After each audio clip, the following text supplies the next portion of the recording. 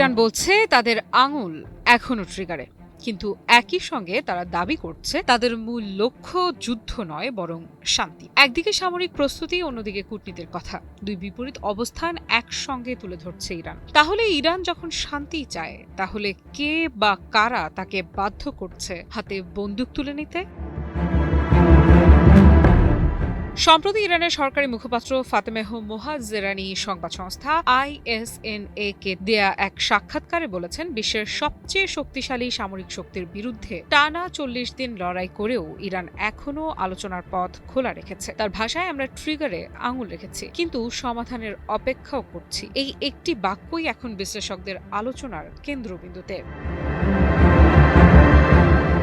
Mohajerani দাবি করেছেন, তেহরানের মূল লক্ষ্য হল টেকসই শান্তি, আর সেই লক্ষ্যে তারা পরিচালনা করছে কৌশলগত কূটনীতি। তিনি বলেন, ইরানের শহীদ সাবেক সর্বোচ্চ নেতা আয়াতুল্লাহ আলী খামেনির নির্দেশনা অনুযায়ী সম্মান, প্রজ্ঞা এবং উপযোগিতার নীতিতেই পরিচালিত হচ্ছে কূটনৈতিক কার্যক্রম।